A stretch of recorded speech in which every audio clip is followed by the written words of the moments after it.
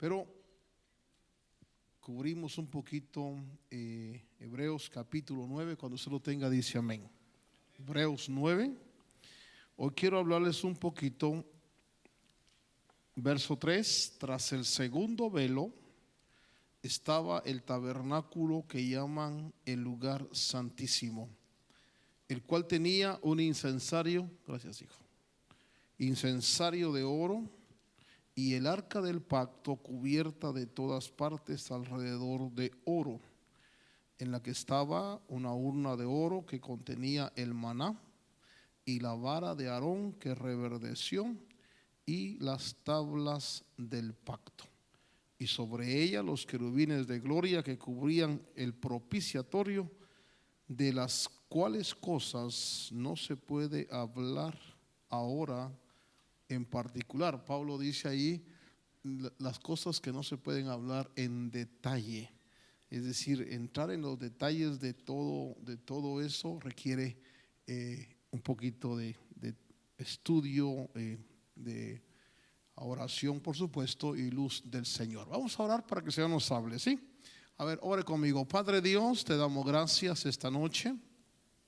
Podemos abrir tu palabra, Señor, y te ruego que nos des la sabiduría y nos des la gracia, nos des la unción, Señor, para que al hablar tu palabra podamos ser instruidos, edificados.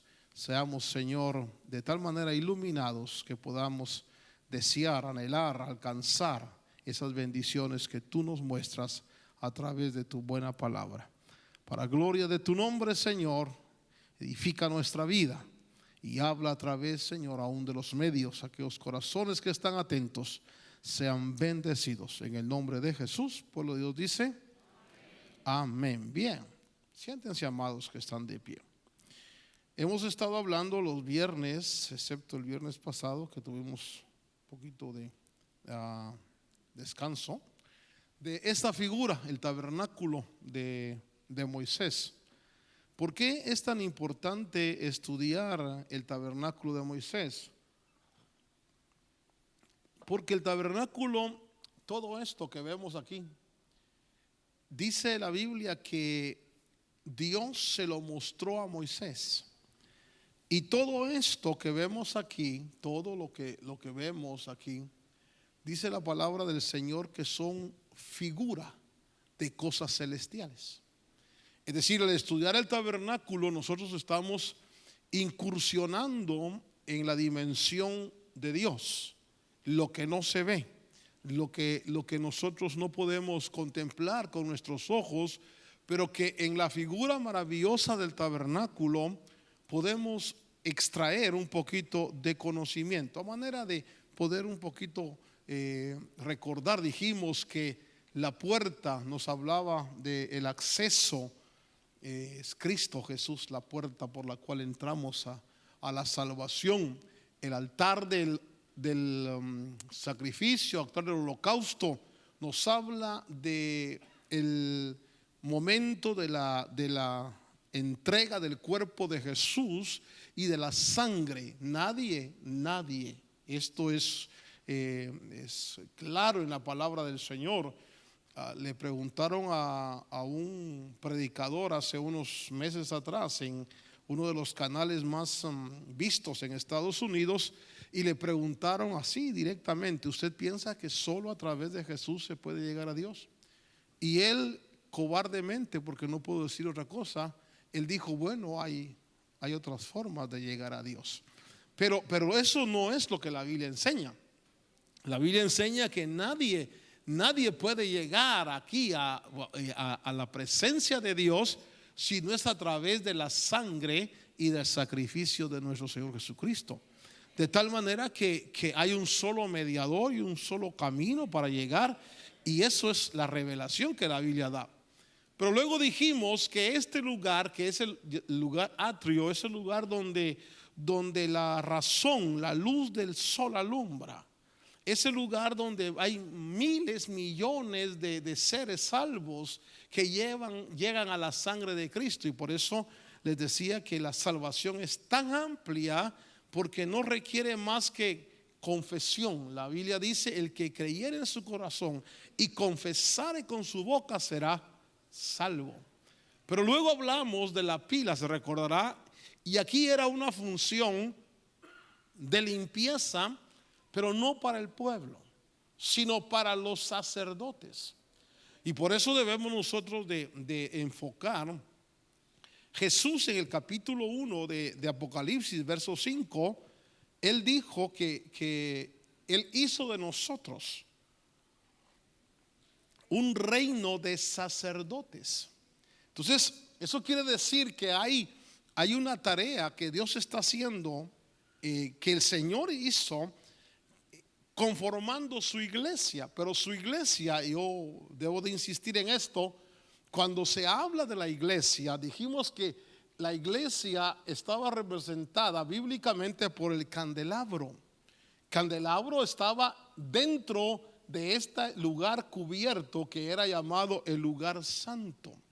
Por eso la impresión que tengo es que cuando hablamos de la iglesia no estamos hablando de la gente salva, no estamos hablando del reino, no estamos hablando de los miles y miles que van a ser salvos, sino estamos hablando del cuerpo que es poseedor del aceite, que es poseedor de los dones, que es poseedor de los ministerios, y que es el candelabro, que es la luz que Dios ha determinado que encienda el lugar santo para sacar los misterios de la vida aquí en el pan de la proposición y los misterios de la oración y la adoración. ¿Por qué? ¿Por qué tan importante es entender estas cosas? Por ejemplo, un siervo de Dios, yo recuerdo que tenía piedras en los riñones y estaba en el hospital y le estaba clamando a Dios que lo sanara. Señor, sáname, sáname. Y entonces dice que una piedra de esas, cuando pasa por el conducto, en los conductos internos, dice que es terrible, el dolor es fuertísimo. Gracias a Dios yo no lo he tenido, pero dicen, me han contado. Y entonces estaba él con dolores terribles. Señor, sáname. Y entonces el Señor le dijo: cántame. Y le dijo: ¿qué? Que me cantes. Y él empezó a cantar. Pues se imagina qué coro canta uno cuando está con dolor, ¿verdad? Un coro triste, un coro de esperanza. Y el Señor le dijo: no, cántame con gozo. Y entonces, cuando él comenzó a cantar con gozo, los que estaban alrededor de él dijeron: este hombre ya está enfermo de la cabeza, pues del dolor que tiene está pelando cables, ya está la cabeza. Pero en ese momento que estaba cantando con gozo, él sintió deseo de ir al baño. Él cuenta en su testimonio, fue al baño y cuando hizo del uno en el baño, ¡puc, puc, puc!, cayeron las piedras. ¿Por qué? Porque hay un misterio en la alabanza, en la adoración. Porque son cosas que el mundo, hermano, son cosas ilógicas. Son cosas, si usted me permite, tontas para el mundo.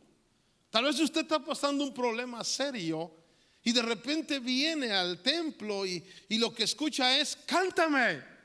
Si no, pues yo lo que necesito es que me sanes, lo que necesito es que me bendigas. Pero es aquí donde el candelabro, la iglesia, ilumina los misterios de la oración, de la alabanza, de la adoración y de la vida. Entonces, cuando hablamos de los sacerdotes, yo estoy recapitulando un poquito porque hoy quiero cerrar esta serie. Cuando hablamos de los sacerdotes, ellos eran los únicos que podían entrar en esta dimensión. Por eso yo voy a insistir en algo. Me recuerdo que el día domingo el predicador que invitamos dijo: ¿cuántos no han recibido el Espíritu Santo? Y entonces me preocupé porque vi que muchos no han recibido el Espíritu Santo. Y entonces vamos a estar insistiendo, impidiéndole a Dios: Señor, lléname del Espíritu Santo. Porque es una promesa. No requiere más que, fíjese, lo único que requiere es que nosotros lleguemos a este lugar. La Biblia habla cuando Felipe llega a Samaria y que de pronto aparecen los milagros y las liberaciones. Dice la Biblia en el libro de los Hechos que había un brujo, un mago ahí, que se convirtió cuando vio los milagros, cuando vio lo que Felipe anunciaba. Y entonces andaba con Felipe. Pero en eso mandaron a Pedro y a Juan a Samaria. Y cuando llegan los apóstoles, ellos imponían las manos y el Espíritu Santo venía sobre las personas. Y entonces el brujo quiso eso. Fíjese que no le pidió a Felipe hacer milagros ni echar fuera demonios. Como que eso era parte también de lo que él hacía. Pero cuando vio que el Espíritu se daba, entonces les ofreció dinero y les dijo: miren, ¿cuánto quieren por eso? Denme a mí también eso. Y Pedro le dijo: tú no tienes parte con nosotros. ¿Por qué? Acuérdese conmigo. Digo, porque tu corazón no es recto. Entonces la única forma como Dios niega es cuando el corazón no es recto. Por eso es que hay que llegar aquí y lavar las manos y los pies y pedirle al Señor: todo aquel que ha recibido a Jesús como su Señor y Salvador tiene la promesa del Padre. Hechos 2:39. Para ti es la promesa y para tus hijos. Y es solo de creerla y pedirla. Puede que tarde, porque yo he visto que a algunos Dios les ha dado el Espíritu Santo en la conversión, otros después de unos meses, otros después de unos años. Pero la cosa es que debemos de pedirla con fe. O sea que si hay hermanos que no han sido llenos del Espíritu Santo, cada vez que vengan, dígale: Señor, tú dijiste que es para mí la promesa y la pido, Señor, y sé que me la vas a dar, porque Dios no es hombre para que mienta, ni hijo de hombre para que se arrepienta. Ahora, ¿por qué necesitamos estar llenos del Espíritu? ¿Para ser salvos? No. Usted es salvo porque ha creído en Cristo Jesús. Usted es salvo porque la gracia del Señor lo ha alcanzado. Pero tenemos que accesar a este nivel. Y para entrar a este nivel necesitamos la limpieza para ser ungidos. El candelabro corría el aceite, y el aceite es el que va a hacer que fructifiquemos, el que dé los frutos del Espíritu. El aceite es el que va a encender la llama dentro de nosotros. El aceite es el que va a dar los dones del Espíritu. Hermano, la iglesia verdadera, la iglesia de Cristo, no es el reino. Yo sé que algunos me van a atacar y me van a tirar, y yo ya estoy acostumbrado a los pepinazos, hermano. Pero la iglesia no es el reino. El reino de Dios es, hermano, todo donde Dios gobierna. La iglesia es esto. La iglesia, Jesús le dijo a Pedro: sobre esta roca edificaré mi iglesia. Por eso cuando Pablo dice: ¿qué hay, hermanos, cuando reunís? Pablo está hablando cuando reunís como iglesia. Fíjese lo que dice: cada uno. Aquí, por ejemplo, nosotros vemos que los hermanos que reciben una visión, una inspiración, se paran ahí. Pero son 3, 4, 5, y que no damos opción a más. Pero no son ellos los únicos. La iglesia, en la iglesia todos, cada uno debe tener algo. O sea que alguno tiene un salmo, otro tiene lengua, otro tiene visión, otro tiene profecía, otro tiene don de sanidad. Dice: ¿qué hay cuando reunís como iglesia? Entonces la vida de la iglesia depende del aceite. Por eso fue que el Señor le dijo a Pedro: Pedro, si no te dejas lavar, no vas a poder accesar a este nivel. El nivel de lo santo. El nivel, hermano, donde acuérdese que aquí está esto estaba todo cubierto, y aquí hay una cortina o un velo. Para entrar aquí tenemos que limpiarnos y pedir la llenura del Espíritu.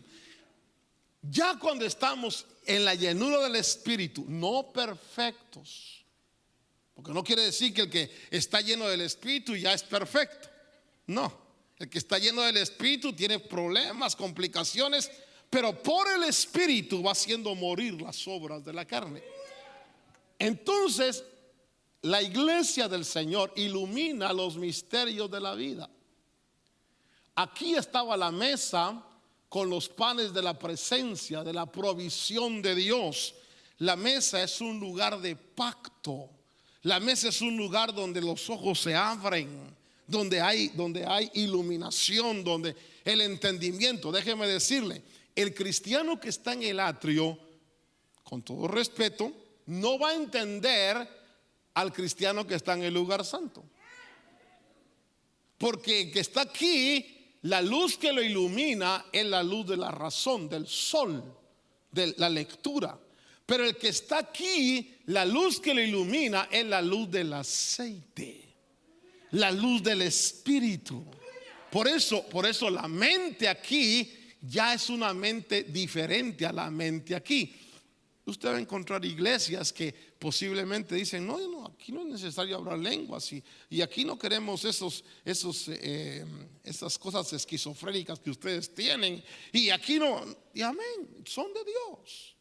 Son gente de Dios, han pasado por la puerta, están cubiertos por la sangre, pero se están privando del nivel de la unción.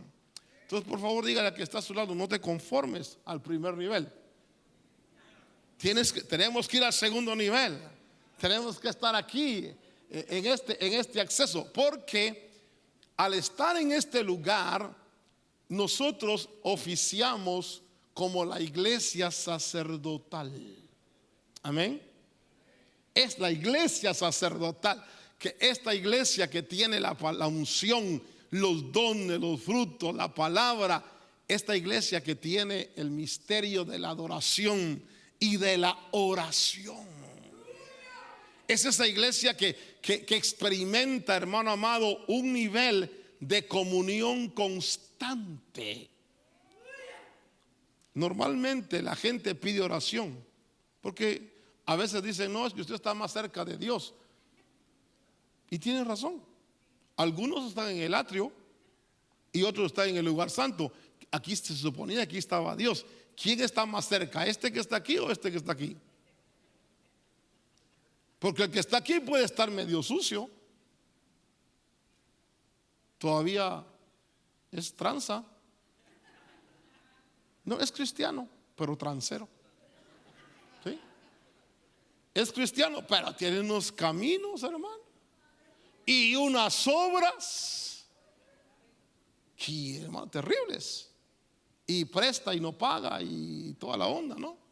Y entonces, gracias, hijos. Entonces, aquí en este nivel, que es el nivel interno, estaba el candelabro, la mesa y el altar del incienso. Pero para entrar aquí, debajo de este velo, hermano, tenía que ser sacerdote. No salvo, sacerdote. Dígale que está a su lado, gózate que eres parte de la iglesia sacerdotal. ¿Sí? Y entonces este sacerdote entraba. Ahora ya hemos hablado un poquito del candelabro o la menora. Esta menora es el símbolo de Israel, porque Israel se cree que es la luz del mundo. ¿Sí? Pero Jesús no le dijo a Israel que era la luz del mundo. Le dijo a sus discípulos, vosotros sois la luz del mundo. Entonces la luz del mundo no es Israel. Israel es el pueblo de Dios, el escogido como pueblo. Pero la luz del mundo, ¿quiénes son? La iglesia. La iglesia. Métale un codazo que da a su lado y diga, no te hagas tú. Esa luz del mundo, ese cuerpo que hace, que recibe el aceite. Bueno, entonces se iluminaba esto con la luz del candelabro. Voy a terminar para pasar al punto que quiero marcar esta noche. Aquí está oscuro completamente.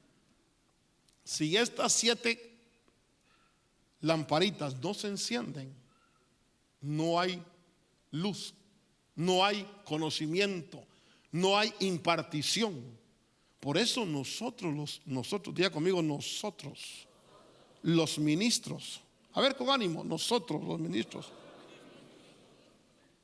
tenemos que encendernos. Por eso es que Pedro dijo, no, yo no voy a estar revisando las mesas. Mire, hermano, déjeme decirle algo. Esto es algo que la iglesia tradicional debe entender. Por ejemplo, la iglesia tradicional cree que el pastor está, y obviamente para atender las ovejas, el pastor está para eso. Pero a veces el pastor es el comodín de la iglesia. Que la hermana Chonita está embarazada, hay que llevarla al hospital. Llamen al pastor. Ya iba el pastor llevando a la hermana Chonita al hospital. Que el niño tal se accidentó, que hay que irlo a recoger. Llamen al pastor. Y amén, es parte del pastorado atender las ovejas. Pero la iglesia del principio, esas atribuciones las delegaban. Y los ministerios se ocupaban en encenderse. Por eso dice, nosotros no vamos a estar sirviendo las mesas, no vamos a estar sirviendo las cosas de la distribución diaria, dijo Pedro, sino nos vamos a dedicar a la oración y al estudio de la palabra. Porque lo único que hace, fíjese que esto debe usted saberlo, hermano. A mí Dios me paga por orar y por leer la Biblia. Sé que usted lee la Biblia porque usted necesita de Dios, ¿verdad? Y usted ora porque usted necesita de Dios. Yo tengo que hacerlo por obligación. A mí me impusieron. Es que una cosa, qué lindo es cuando uno hace las cosas, dice, qué lindo, me toca, por decir algo, me toca leer o voy a leer la Biblia, qué hermoso. Pero otra cosa es que usted tenga que leer hasta que saque la luz. Y estar ahí, hermano, no media hora, no 20 minutos, a veces 6 horas, 5 horas, leyendo, buscando, y hasta que aparece la luz. Y cuando aparece la luz, hermoso, y a veces estamos buscando y nada. Y Dios sabe que lo que estoy diciendo no miento. Y a veces ya me lo ha hecho como 2, 3 veces el Señor, pero espero Dios que ya no me lo haga más. A veces llego al púlpito sin nada. Y Dios mío, he orado, he leído, Señor, y cuando abro aquí y le digo, pero ¿por qué tardaste? ¿Usted sabe lo que se siente pasar a un púlpito sin saber qué se va a decir? Y que toda la gente esté esperando que Dios les hable. Una vez un hombre dijo, eso de predicar es fácil, dijo. Y entonces mi pastor me contaba que el pastor dijo, es fácil, ven, predica. Eran como unos 7,000 hermanos ahí. Entonces el hombre se paró, hermano. Hoy va a predicar él porque dice que es fácil. Entonces se paró detrás del púlpito, vio a la gente, empezó a temblar y dijo, si alguno de ustedes cree que esto es fácil, súbase aquí. Y se bajó. Porque ¿qué vamos a decir? Entonces note usted, por eso la iglesia, hermano, la iglesia debe entender, debe comprender la importancia de que hayan lamparitas. Hermano, si Dios levanta a un ministro, un apóstol, un profeta, un evangelista, un maestro, un pastor, la iglesia debe apreciarlo porque va a sacar luz. Con su luz va a sacar alimento, va a sacar vida, va a sacar, hermano, revelación, perfume para que Dios se agrade. Por eso dice, Jesús dijo, hermano amado, en cierta oportunidad cuando el Señor está enseñando, Él dijo que la mies era mucha, pero no para que cualquiera fuera. Porque esto no es asunto de, como dicen en mi país, dice, ¿quién quilete, yo machete? Dicen, es un dicho de los niños para decir cualquiera va. Aquí no es asunto de cualquier, es asunto que Dios levante, que Dios regale la luz. Porque Efesios capítulo 4 usted lee que dice que son regalos de Cristo a la iglesia. Fíjese que esto yo no le iba a decirlo, pero el regalo de Cristo para la iglesia aquí soy yo. No yo la persona, no la persona, el que está dentro. El don Otto. El don es el apostolado. Eso, usted ve tal vez el vaso rajado y ve, pero adentro está el don. Es ese don que cuando se ilumina y se enciende, hermano, saca cosas que hasta yo me quedo asustado. ¿De dónde salió esto? Porque es el don, es el regalo. Bueno, entonces el lugar santo es el ambiente donde debemos movernos como iglesia. Aquí es donde Dios nos quiere, para que al salir de aquí saquemos la invitación, el que la gente quiera accesar. Cuando Moisés, hermanos, se enfrentaba con Dios aquí en este lugar, aquí hablaba con Dios, y Moisés salía, su rostro irradiaba luz. Y entonces, hermano, ese rostro irradiando luz era como decir, hay algo especial. Mire, el cristiano que vive en esta dimensión es muy diferente al que vive en esta dimensión. Porque el que vive, perdónenme que me entretenga un poquito en esto, el que vive en esta dimensión está quemando carne a cada rato. Señor, perdóname, me peleé con mi esposo, Señor. Señor, perdóname, me robé tal cosa. Señor, perdóname, Señor, metí la pata. A cada rato quemando carne. Y perdón. Y entonces el Señor dice, bueno, lávate pues, ve a la palabra, ve y lávate. Y nosotros vivimos mucho en esto. Pum, ¿sí? ¿Sí? Ahí estamos. Un domingo aquí, otro domingo aquí. Y de repente nos permiten entrar aquí. Ese es el domingo de gloria. Y usted sale lleno de la unción, va lleno de la presencia. Pero este es el proceso. Entonces Dios quiere que vivamos en esta dimensión, que es la dimensión del lugar santo.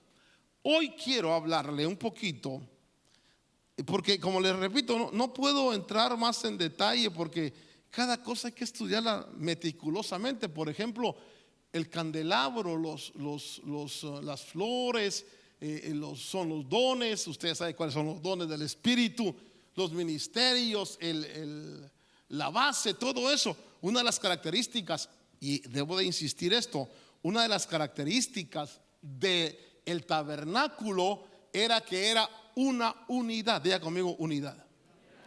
Pero era unido por estos, mire, ve usted ahí cordones, estos, y aquí habían en estos pilares, entre cortina y cortina, habían ganchos. Entonces esta unidad es una unidad que el gancho hace. El gancho es esfuérzate en la unidad. Es donde tenemos que esforzarnos como cuerpo de Cristo en el mundo, no estar peleando con otras congregaciones. De no estar diciendo, no, aquellos no creen esto. No, el esfuerzo en la unidad. Pero el candelabro, él no tenía ganchos para unidad, sino el candelabro era de una sola pieza. Era una unidad intrínseca. Era una unidad por esencia. Una unidad déjenme usar la palabra, por DNA espiritual. Una unidad porque porque eran hijos del mismo Padre. Porque eran, dice Pedro, bendito sea Dios que nos permite participar de la naturaleza divina. Entonces estos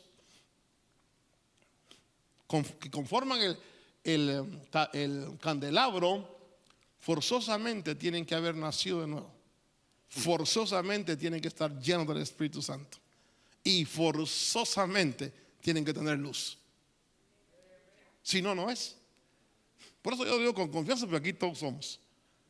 Todos somos todos. Y si todavía no has accesado, esta enseñanza te debe por lo menos despertar la inquietud. Yo no quiero quedarme aquí bailando carne y agua. No, yo quiero accesar a eso. ¿Qué tengo que hacer? Limpiarme. Y el Señor te va a llevar a este nivel. Pero hoy quiero que hablemos un poquito, porque la revelación de todo el tabernáculo, pónganme mucho cuidado ahorita lo que voy a decir, es una figura de las cosas celestiales.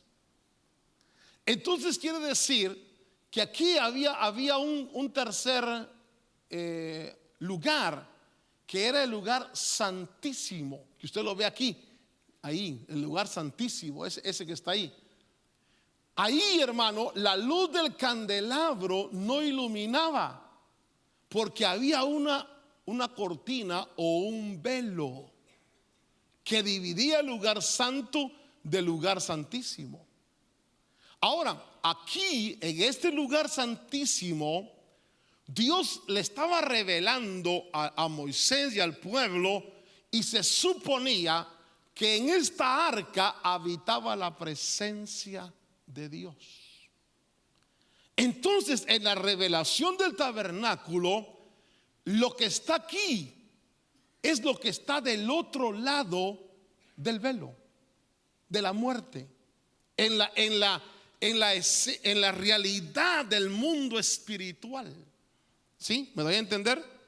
Es decir, lo que nuestros ojos no ven, lo que nosotros no podemos contemplar, la realidad de lo espiritual está aquí donde está Dios, donde Dios le está revelando a Moisés cómo es Él. ¿Qué encontramos del otro lado del velo? Porque yo le pregunto, ¿quién ha visto a Dios para decir cómo es Dios? Nadie. ¿A Dios, dijo Jesús? Nadie lo vio jamás. Y por eso va a encontrar usted, por ejemplo, los hermanos, les voy a llamar hermanos para que no se vayan conmigo, los hermanos unitarios.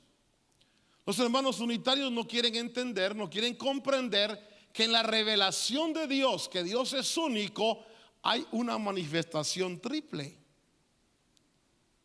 Porque ahí en esa revelación, que no voy a entrar directamente en la Trinidad, pero sí la voy a tocar, es que en esta arca del pacto aquí, que era donde se suponía habitaba Dios, habían tres cosas: el maná, que es el pan del cielo, que es el Hijo; la vara de Aarón, que hizo reverdecer, que es, hermano, la confirmación, porque el Espíritu Santo es el que confirma; y las tablas de la ley, que es la representación del Padre. Entonces, desde ahí le estaba diciendo Dios a Moisés: en esencia soy uno, pero me manifiesto como Padre, Hijo y Espíritu Santo. No quiero hablar del trono, porque el trono de Dios es vivo. Es decir, todo lo que está en el cielo tiene vida, y el trono de Dios tiene vida. Mire, el trono de Dios es como un ser viviente. Allá no crea que no hay nada muerto. Por ejemplo, algunos hermanos que han tenido la experiencia de tener éxtasis y poder, según ellos, llegar al cielo. Fíjese que uno de ellos contaba que cuando pasaba por el césped, hermano, y el césped pisaba el césped del cielo, el césped le hablaba. Y entonces él se asustaba, y cuando quitaba el pie, el césped volvía otra vez a su normalidad. Y dice que en la experiencia que él tuvo, dice que vio un árbol de manzana, y unas manzanas tan exquisitas que se le antojó una manzana, y solo tuvo el deseo, y la manzana se desprendió. La manzana sola se desprendió del árbol y le llegó a la mano, y le habló. Y la manzana le dijo: para mí es un privilegio ser alimento de un redimido. Cuando yo oí ese testimonio, dije: yo una manzana que me hable no me la como, hermano. ¿Usted se la comería? Pero es vida. ¿Sí usted? Es vida. Todo es vida. Es que hermano, tenemos, por lo que voy a mencionar, tenemos que abrir la mente un poquito a que la dimensión del otro lado.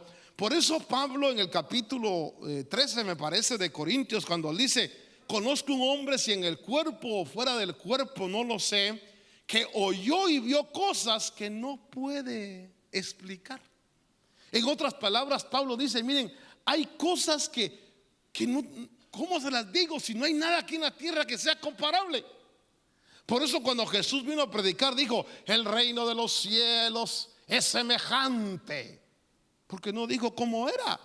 Porque nosotros estamos acostumbrados, hermano, y por eso las parábolas son revelación de misterios que el Señor tuvo que bajar su lenguaje, como cuando usted le enseña a un niño, hermano. Usted no le puede enseñar a su niño así como un adulto. Tiene que enseñarle como un niño pequeñito. Entonces imagínense la mente de Dios para que nosotros entendamos los misterios que hay, hermano, en su presencia. Tuvo que rebajarlos. Y por eso vino a decir: el sembrador salió a sembrar. Eso sí lo entiendo. Y bueno, y parte cayó junto al camino. ¿Qué es eso? Ahí, primer problema. No entendíamos que era junto al camino. Otra parte cayó. Y entonces hay que entender el lenguaje espiritual. Pero hoy quiero hablarle de que aquí, hermano, fíjese, ponga mucho cuidado en esto. Entre el lugar santísimo y el lugar santo había un velo. Diga conmigo: velo. Ahora, este velo que estaba ahí me llamó la atención sobremanera, que dice uno de los historiadores de judío llamado Josefo, dice que ese velo estaba bordado con toda clase de flores y que las formas de animales estaban prohibidas. Pero fíjese que dice que el velo tenía un grosor, y creo que más o menos es esto, un grosor de 4 pulgadas. Eso quiere decir, aquí hay más o menos 10 centímetros. La cortina tenía un grosor de 10 centímetros. Imagínense qué tan pesada es la cortina, que era 10 centímetros de grosor. Tenía colores, porque habían colores que se les habían dado: azul, el púrpura y el carmesí. Y esa cortina o ese velo que dividía este lugar, lo que yo quiero enfocarle es que Josefo dice que si se ponían caballos de un lado y caballos del otro lado para jalar la cortina, no la podían romper de lo grueso que era la cortina. Póngale cuidado a esto. ¿Qué quiere decir eso? Quiere decir que esta división que había entre el lugar santo y el lugar santísimo era tan poderosa que ningún intento humano podía romperla. El sumo sacerdote entraba aquí una vez al año, pero para entrar él no podía levantar esa cortina. Él no podía hacerla a un lado, era demasiado pesada. Él tenía que arrastrarse, tenía que humillarse para pasar del otro lado. Y el único día que el sumo sacerdote pasaba era el día de la expiación, conocido como el día de Yom Kippur, donde agarraba el incensario, entraba al otro lado con el incienso y oficiaba el incienso. Y ahí en ese lugar se suponía que estaba la presencia de Dios. Ahí entonces él ponía sangre sobre el propiciatorio. El propiciatorio nos habla del trono. Ahora, en esta cortina, en este velo, habían figuras de querubines. Diga conmigo: querubines. Entonces la revelación, Dios le estaba diciendo a Moisés, fíjese que yo voy a hacer 2 o 3 preguntas que si usted las sabe y me las contesta, le voy a agradecer, porque no las sé, pero me las hice hoy. Por ejemplo, los querubines, ahí, hermano, le está diciendo Dios: de aquí para acá En las esferas celestes hay querubines. ¿Qué son los querubines? Los querubines, según la interpretación que dan, son los protectores de la majestad de Dios. Ahora, en Génesis 3:24, ¿se recuerda usted que cuando echaron al hombre del huerto del Edén, dice la Biblia que Dios puso para proteger el camino del árbol de la vida, Dios puso querubines y una espada encendida? Los querubines, según el Salmo 80, verso 1, dice: oh pastor de Israel, escucha, tú que pastoreas como ovejas a José, que estás entre querubines. Mire, voy a leer mejor y después le digo lo que pienso. Salmo 99:1 dice: Jehová reinó, temblarán los pueblos, Él está sentado sobre los querubines.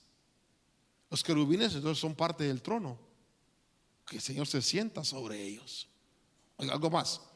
Isaías 37:16 dice: Jehová de los ejércitos, Dios de Israel, que moras entre los querubines, solo tú eres Dios sobre todos los reinos de la tierra. Bueno, y si usted quiere, yo le voy a dar dos citas que me gustaría que leyera en su casa: Ezequiel 1 del 4 al 28 y Ezequiel 10 del 1 al 22.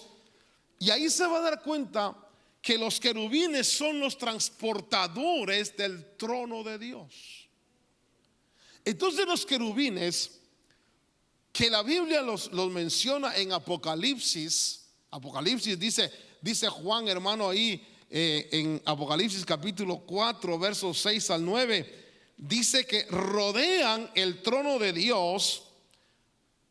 Esos seres, usted lo va en la Biblia del 60, creo, y en algunas Biblias dicen 4 animales vivientes, 4 animales, con cara de toro, con cara de águila, con cara de buey y con cara de hombre, porque tradujeron animales, pero ese es un término mal traducido. Son seres vivientes. Ahora note esto: esos seres vivientes tienen una comisión. O sea que ya no piense en esta figura, no piense en esta figura. Piense por un momento, piense conmigo que en algún momento, voy a imaginar, en algún momento de la vida del hombre, el hombre pudiera desarrollar tal tecnología que pudiera viajar al espacio exterior, las estrellas, a velocidad de la luz. Suponiendo que algún día ellos puedan hacer eso.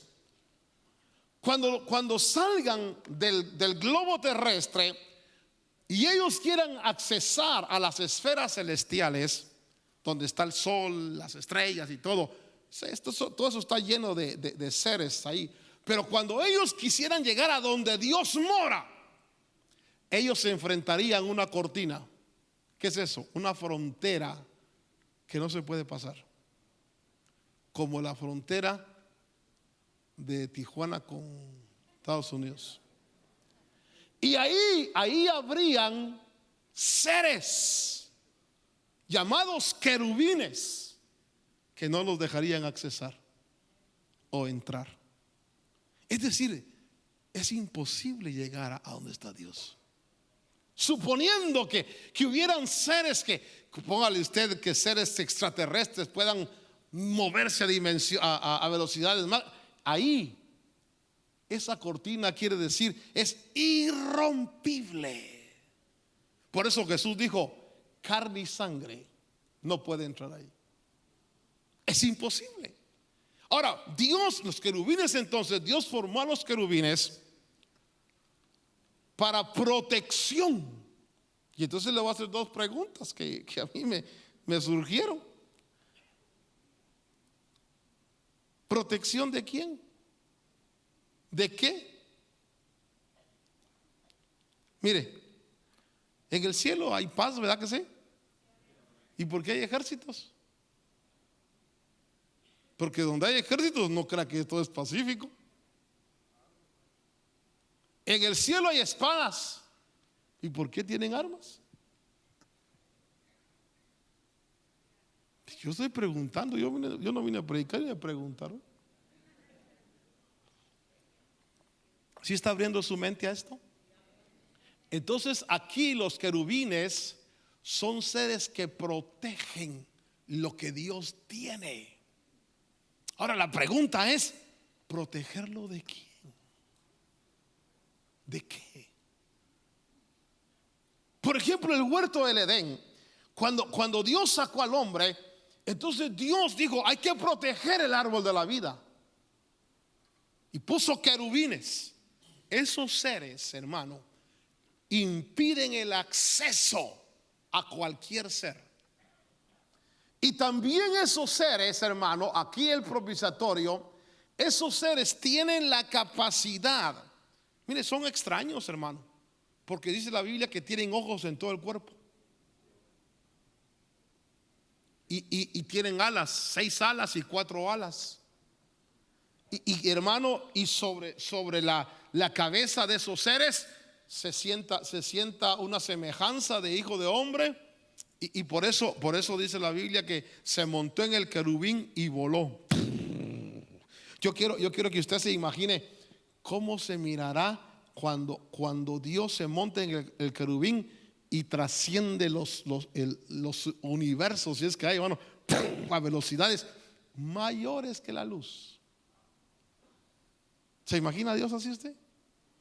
¿O se lo imagina así como lo pinta la tradición? Un viejito con barba blanca, así, ya cansado. ¿Sí? Entonces Dios le está revelando a Moisés. Mira, Moisés, ustedes pueden llegar hasta aquí, los sacerdotes, pero para accesar aquí tienen que romper esta cortina. Y esa cortina no hay poder humano que pueda romperla. Pero fíjese que pasó algo. Cuando Jesús estaba en la cruz del Calvario, usted recuerde cuando el Señor llega al monte, hermano, y está muriendo en la cruz del Calvario, y Jesús dice, consumado es. Acuérdese, 10 centímetros de grueso. Dice la Biblia que la cortina se rompió de arriba para abajo. ¿Quién la rompió? El único que podía romperla, papá. Cuando Cristo muere en la cruz del Calvario, la cortina la rompe. ¿Para qué? Para 2 cosas. Una, para que ahora haya acceso libre, y para que podamos nosotros entrar a la presencia del Señor a través de la sangre de Cristo Jesús. Ahora, yo le digo algo. Usted si entró a Estados Unidos, usted sin visa y sin pasaporte, nadie se sienta mal, aquí no hay ninguno. ¿Qué es usted aquí en Estados Unidos? Un ilegal. ¿Sí? ¿Y cómo le llaman a los ilegales en Estados Unidos? Mojado. Hermano, para que alguien entre aquí, no puede ser ilegal ni mojado.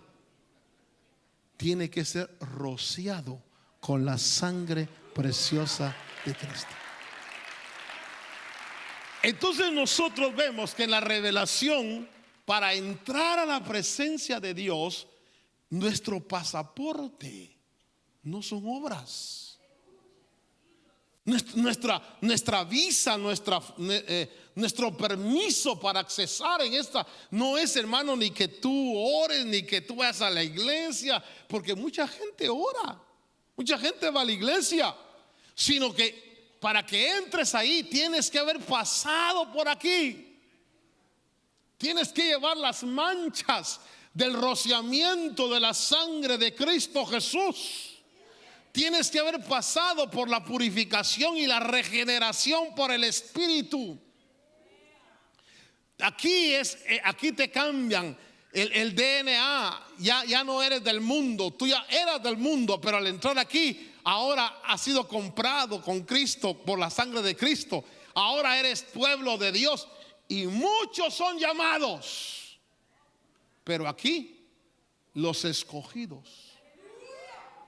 Y al escogido Dios le dice, camina para acá. No, al llamado no, hermano. Por eso es que le digo yo que el ladrón en la cruz era llamado. Yo le pregunto, y yo sé que usted ya lo aburrí con el ladrón en la cruz, pero le pregunto, ¿qué hizo el ladrón en la cruz para salvarse? Dígale que está a su lado, si se salvase el ladrón, te puedes salvar tú también, pues. Tranquilo.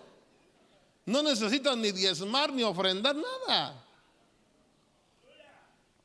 Ni ir a la iglesia, hermano.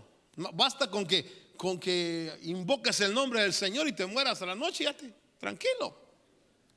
Pero eso es ser salvo. Eso es ser del reino. Otra cosa es accesar a este nivel y ser parte de la iglesia sacerdotal. Y otra cosa es, hermano, ser parte del sumo sacerdote. Porque el único, oye, vi lo que voy a decir ahorita. El único que entraba aquí, ¿quién era? Entonces solo el cuerpo de Cristo. Porque acuérdense que Hebreos dice que Dios constituyó a Jesús sumo sacerdote. Entonces el cuerpo de Cristo, que es ungido, el cuerpo de Cristo, hermano, es el único que va a accesar a esta dimensión. Mire, lo voy a decir de esta manera. Cuando el Señor aparezca y venga, van a haber naciones salvas, va a haber gente salva, va a bajar la nueva Jerusalén y va a iluminar todo. Pero entrar a esa dimensión no es para todos. Muchos estarán en las tinieblas de afuera, dice. Ahí será el lloro y el crujir de dientes. Hermano, llevarán la gloria de las naciones ahí. Pero entrar a la nueva Jerusalén es solo el sumo sacerdote, el cuerpo de Cristo. Por eso cuando Pablo habla, dice: vosotros sois el cuerpo de Cristo. Está hablando de estos que conforman, hermano, el cuerpo ungido. Porque en la cruz del Calvario, acuérdese usted, habían 3 cuerpos clavados. 2 no eran ungidos, solo uno era ungido. Y ese ungido era el cuerpo de Cristo Jesús. Por eso es tan importante, insisto, en que usted le diga: Señor, dame. Si no ha recibido la promesa, dame la promesa, Señor, porque es tu palabra, lo dice. Porque yo sé que no soy solo salvo, yo sé que tú me has escogido, Señor, y yo sé que tú me quieres meter a esto. Y entonces aquí, hermano, aquí en el lugar santísimo, lo único que estaba de esto de aquí era el incensario, que es la adoración y la oración. ¿Sí? Pero aún aquí, en este lugar, habían los querubines, cubrían el trono de Dios. Los querubines, usted por ejemplo lea el trono de Salomón. El trono de Salomón era muy, muy interesante, porque Salomón se sentaba y habían 7 gradas, y en cada grada habían 2 leones. Dice que no había trono como ese que se hizo, porque Salomón estaba diciendo que en el trono de Dios los leones son querubines. Hermano amado, mire, ¿alguna vez usted ha podido hablar con el presidente de Estados Unidos? ¿Y eso que es el presidente de una nación? ¿Qué será hablar con el creador de todo? ¿Cómo cree que es? Yo le pregunto, ¿cómo cree que es el sistema de seguridad de los querubines? ¿Quién puede accesar ahí? ¿Quién puede entrar? ¿Quién puede llegar hasta el trono de Dios? Y por eso, de tal manera amó Dios al mundo, que de aquí envió a su Hijo, lo sacó, lo mandó al mundo, para que nosotros tuviéramos la gracia de matarlo, de desecharlo, de escupirlo, de despreciarlo. ¿Para qué? Para que Él empezara a derramar su sangre y marcara todo el camino con su sangre, diciendo: ahora tienen acceso por la sangre que yo derramé. Por eso la Biblia dice: de tal manera amó Dios. Si usted y yo debemos de reconocer, hermano, que si algo debemos agradecerle a Dios, es que nos haya amado de tal manera. Porque yo le pregunto, en la esfera y en la categoría de las creaciones, nosotros los seres humanos, yo creo que somos, hermanos, los pandilleros del universo. los cholitos, hermano, del universo. Mire, cuando yo veo a los científicos, hermano, queriendo decir vamos a mandar ya gente a Marte, vamos a mandar gente, yo digo, ¿qué vamos a exportar? ¿Qué vamos a sacar? ¿Nuestras revoluciones? ¿Nuestros odios? ¿Nuestras envidias? ¿Nuestros pleitos? Sin embargo, por eso es que cobra sentido cuando Pablo dice, porque lo vil, lo menospreciado, lo que no era, escogió Dios. Por eso, hermano amado, mire, yo no me siento mal. A mí me escogió por chueco. Ahora pregúntele a que está a su lado, ¿y a ti por qué te escogió? ¿Por bueno? ¿Por inteligente? ¿Por poderoso? ¿Por noble? Y por eso cuando vemos el amor de Dios, que Él ahora por medio de su sangre podemos nosotros. Entonces en la cruz del Calvario, Dios, el Padre, rompió la cortina. ¿Qué le estaba diciendo a Israel? La cortina se rompió de arriba para abajo, no de abajo para arriba. Le estaba diciendo, ningún esfuerzo religioso puede entrar aquí. Yo abro la puerta. El camino nuevo a través del cuerpo de Cristo Jesús. Entonces los querubines que están acá, hermanos, que son seres protectores y que algún día usted los va a conocer. No dijeron todos amén, pero bueno. Los que no lo conozcan es porque se fueron al infierno, hermano, y ahí no hay querubines, ahí hay demonios. Pero algún día los vamos a conocer. Pero esos querubines, hermano, para evitar, para proteger el trono,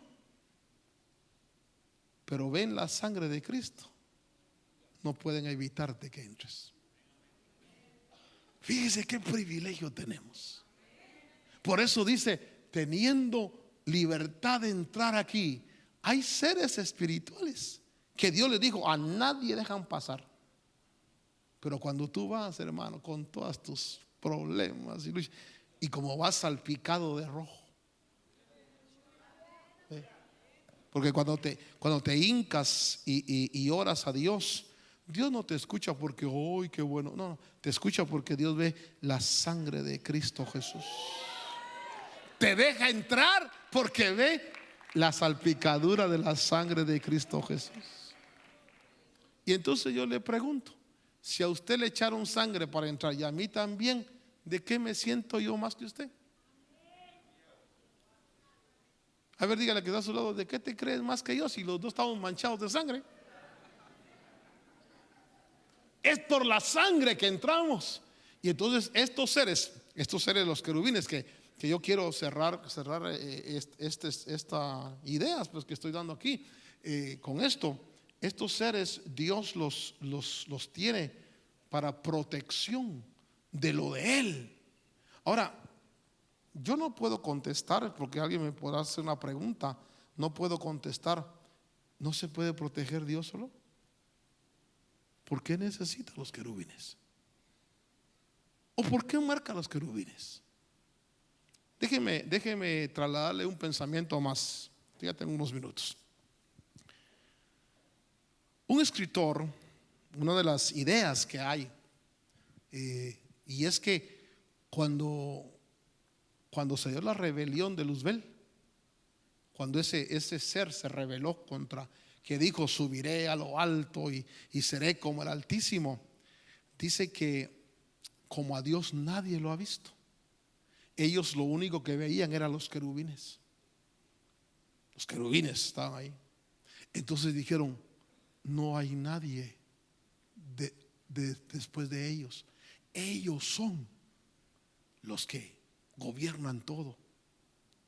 Mire, y entonces dice este pensador que se llenó el corazón de Luzbel de tal manera que gestó la revolución, la rebelión. Por eso no me extraña que hayan rebeliones en la iglesia, porque si en el cielo hubieron, hermano, si se le revelaron a Dios, que es Dios. Y entonces ellos pensaban, hermano, que los querubines eran los que gobernaban todo, porque a quienes miraban eran los querubines. el trono que salía, los querubines. Dijeron, no hay nadie detrás, son los querubines.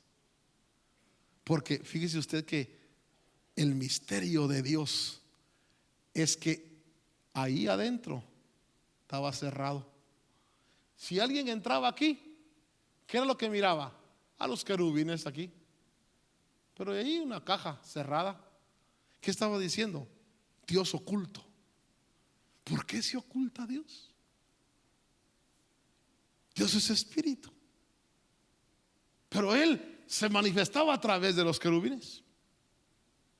Entonces dice este pensador que la rebelión se dio porque en el universo entero llegaron a decir, no hay nadie detrás, son los querubines.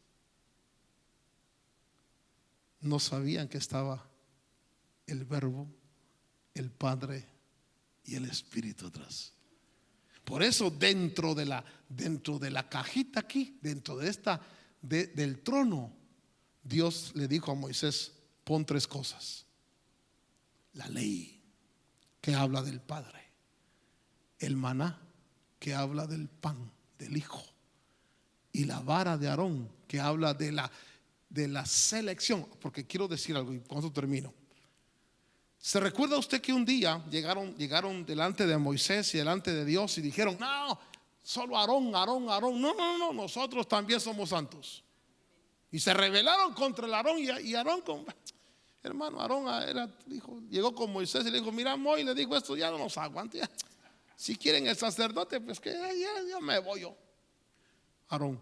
Y entonces Dios dijo, ¿sabes qué? Reúnelos a todos y que todos me den su vara. Y yo voy a demostrar a quién he escogido. Y pusieron las varas de todos, hermano, ahí. Y entonces dice, la vara que reverdezca en una noche. En una noche la vara de Aarón se puso verde, sacó flores, sacó hojas y sacó frutos. Entonces la vara de Aarón, ¿de qué le habla? De la elección al sacerdocio. Hermano, aquí no es asunto de que yo quiero. Aquí es asunto de que si Dios te eligió, la haces. Si no te eligió, tranquilo. Aquí es asunto al que Dios marcó. Dice, Aarón lo escogió. Entonces, ¿qué está diciendo aquí? Que dentro de esta urna, dentro de esta arca, estaba el misterio de Dios Padre, Dios Hijo y Dios Espíritu Santo, que son uno. Ahora la gran pregunta es, hermano amado, cuando nosotros vemos en Apocalipsis que dice, y el misterio de Dios será dado a conocer, eso quiere decir que Dios ha programado un día, ojalá sea pronto, donde Él va a revelar realmente cómo es Él. Imagínense, ese día va a ser, porque a Dios nadie lo ha visto. Cuando le dicen a Jesús, muéstranos al Padre, Jesús dijo, el que me ha visto a mí, ha visto al Padre. Pero está hablando del carácter, está hablando de la forma de ser, no está hablando de la realidad física o realidad espiritual. Pero entonces el tabernáculo estaba hablando, cuando Dios le dio a Moisés esta revelación, le dijo, mira a Moisés, y con esto termino. Acuérdense que esto fue en el tiempo de la ley. Le dijo, hoy hay un velo. Hoy es mi pueblo. Pero yo voy a hacer una iglesia de sacerdotes. Pero hay un segundo velo. Nadie puede accesar ahí, solo el sumo sacerdote. Le estaba diciendo, la ley es para ahora. Mientras llega el tiempo, esta figura es mientras llega el tiempo de que las cosas reales vengan. Entonces cuando Cristo vino, Él rompió todo esto. Por eso es que ahora los judíos que quieran levantar el templo para volver a hacer sus sacrificios y todo, amén, serán conmemorativos sacrificios, porque ya Dios no va a escuchar eso, porque estando presente la sangre de Cristo, el sacrificio perfecto, ¿cómo va a recibir Dios ahora sangre de animalitos? Esta es la revelación, hermano, del trono de Dios saliendo a la búsqueda del hombre y del hombre accesando al trono de Dios. Y nuestra única garantía de que vamos a entrar en el lugar santo y santísimo, es que tengamos la sangre preciosa de Cristo Jesús. Quiero usted decirle: Señor, gracias por tu sacrificio. Gracias, Señor, por ese escogimiento. Gracias, Señor, por ser parte de tu pueblo y de tu iglesia, Señor amado. Esa iglesia sacerdotal, esa iglesia que tú estás trabajando, como dice Apocalipsis, un reino de reyes y sacerdotes. Padre Dios, esta hora, Señor, te damos gracias porque tú nos enseñas, nos instruyes y porque nos muestras, Señor, tu gran misericordia al poder, Señor, entender que nos has escogido para ser parte de un pueblo especial, de una iglesia especial.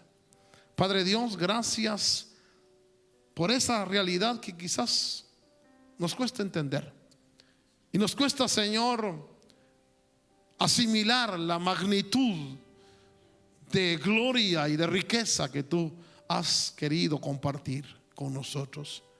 Te agradecemos, Dios, por ese privilegio maravilloso. Te agradecemos, Señor, por ese amor grande.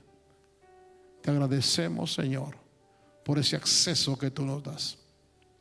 Esta noche te bendecimos en el nombre de Jesús. Quiero agradecerle al Señor y decirle: Señor, gracias por ese privilegio que tú me has dado, Señor, de ser parte de tu iglesia, esa iglesia ungida, esa iglesia con dones, con frutos, con lámparas, esa iglesia que hoy tiene la responsabilidad de dar a conocer la sabiduría de Dios, aún en las esferas celestes. Dice la Escritura: Padre Dios, gracias, Señor, enciéndenos de tal manera que podamos, Señor, extraer esas cosas que tú tienes para bendición nuestra, Señor. Bendecimos a tu pueblo en el nombre poderoso de Jesús. A ver, digamos, confesemos: me has escogido, Señor, un adorador, un sacerdote para ti, un sacerdote para ministrar en ese lugar.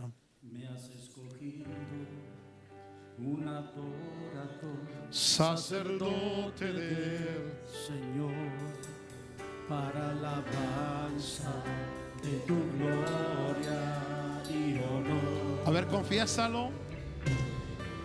Desde el vientre, Señor, me has escogido, y por eso te alabo, Señor, con mi vida, Señor.